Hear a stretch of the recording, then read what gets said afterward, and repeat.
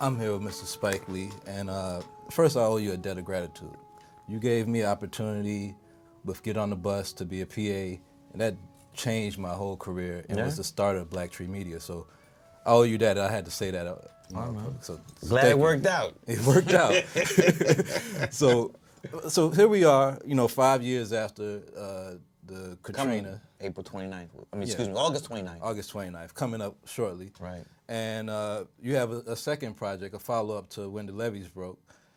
Did you know then when you finished that documentary that you was going to do something 5 years later?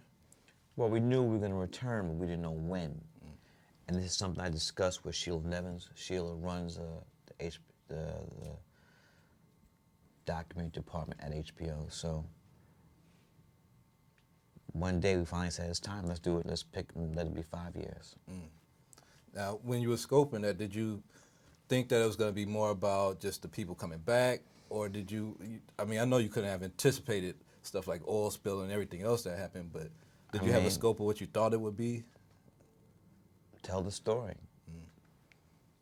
Revisit some people we met in the levees, and also systematically just try to deal with everything as much as we could. What has happened, what has transpired since. Right.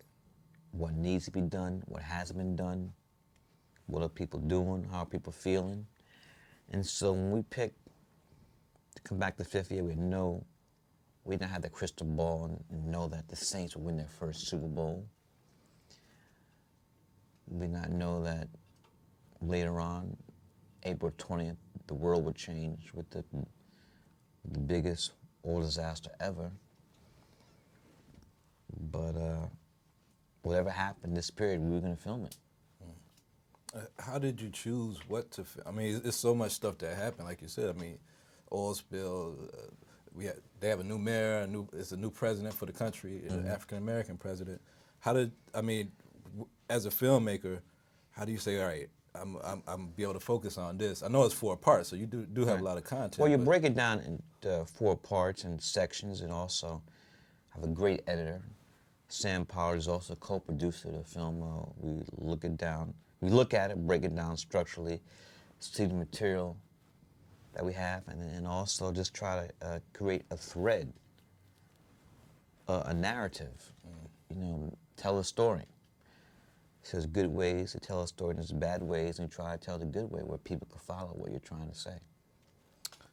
One thing that your film deals with, the documentary deals with, is disaster capitalism and the way that people. I like that term. I gotta use that. Disaster capitalism. Yes. Yeah, and the way that New Orleans raised prices on housing and everything rents else. Quadrupled. There's been a lot of debate about the projects, though. Some people are on the side of, well, we're glad they're gone. Other people's like, well, where are we going to come back to? Where do you think the correct solution was? Obviously, it seems that they didn't do the right thing with it, but... Well, I think that they just implemented a plan. They had a lot of drawing boards for a minute, but they just got the opportunity of, first of all, there's no way they could drag people out of their homes. Especially in New Orleans. Can't do it. But with the hurricane, with the breach in the levees, there was this New Orleans, 80% of New Orleans was underwater. But very little damage was done to the projects. But there was a mandatory evacuation. So they seized that moment of the mandatory evacuation and locked it up. So people came back home. There was a fence and barbed wire. Doors were locked, windows were shut. It was like, yo, you're out. It was a gangster move, to be honest. Just pure gangsterism. Yeah. Mandatory evacuation. You come back, you can't get back to your house. And cool. Then 2 years later, they knock it down. Right. I've had a love for this place for a long time, and like many, we were couldn't believe the ineptitude of the recovery effort, and coming down here and hearing people's stories and the frustration with not finding a clear path home. We naively thought we could help out. And it turns out I know a little bit about building. I certainly know people who know a lot about building.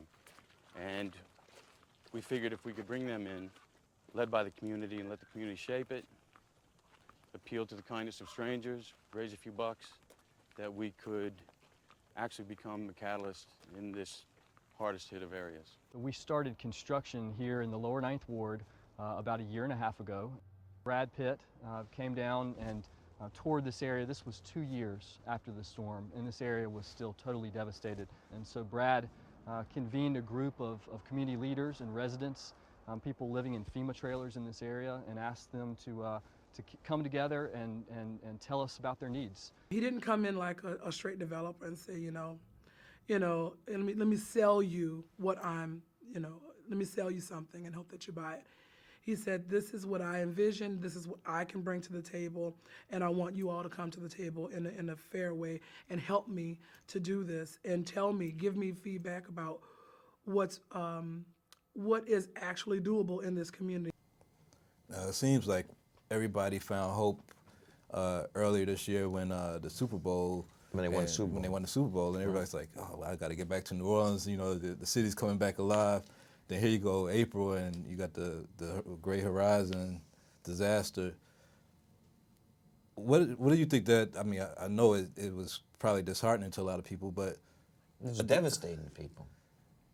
what does that do for the future, the people that were planning to come back? Does that like just monkey wrench in the plans now? We can't come back and rebuild New Orleans because it's going through this, or is it still the same hope? It's still a struggle. Here's the thing, as Ned Sublette said in the film,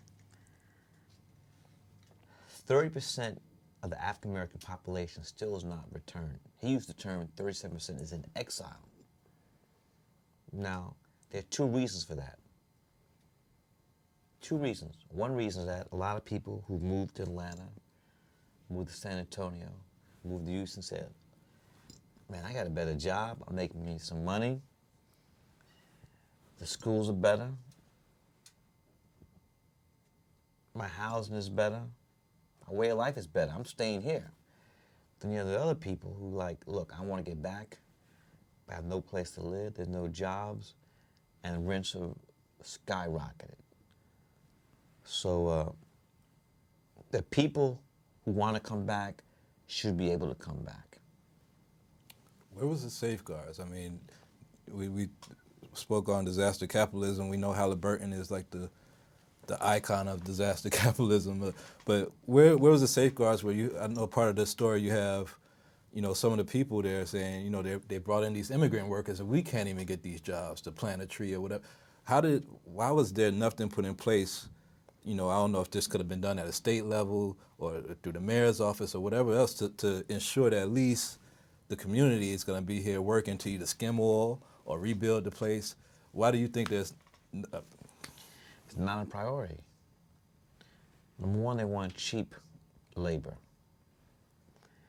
And they want labor that will do anything. A lot of work is dangerous.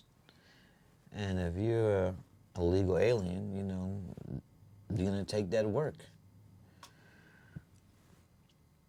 A lot of things have gone wrong. I think that under the leadership of Mitch Landrieu, the mayor, they're going to put things in place. They got to get a handle on crime, though. Right now, New Orleans is on pace to have 203 murders this year, which will make it the murder capital of the United States of America. More people are being murdered in New Orleans than New York City. 8 million people live in New York. There are only 700,000 people in New Orleans. And only like 5% of murders are even solved. So you could kill somebody, kill a bunch of people and never get caught. There's no deterrent. And to be honest, it's young brothers killing young brothers. Caught up in this drug gang, this drug game stuff. So, it's dicey. But at the same time, it's still the most unique, I think, and a lot of people feel the same way, it's still the most unique city in the United States of America. And we just can't just sit back and just let it go. I definitely agree. I had a chance to live there for a couple of years, and the culture that New Orleans resonates. I mean, it's can't find it anywhere else. You know. Can't find it. So one of the other things that's happened, you know, in this time span is that we've had a great disaster in Haiti, and you know, ironically or whatever you want to call it, you know, a lot of people from that are in New Orleans have Haitian descent Right. and everything else, and then you throw in the oil spill. Is there like, I mean, I know Farwell or something said that New Orleans is cursed. So is there like something that's definitely going on with? I mean, why is all this bad luck, or why is all this intended? I don't have an answer for that, and they don't have an answer for that either, but that's definitely a question that's been asked. Why us? Right, right. I mean, this is twice in less than 4 years.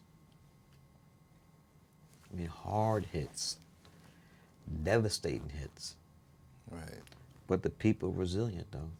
Stay tuned to this two-part exclusive interview with Mr. Spike Lee as we talk about his new documentary, If God is Willing and the Creek Don't Rise, as well as America's response to the Gulf oil spill, and how does Spike grade President Obama's performance now more than 2 years into his presidential term.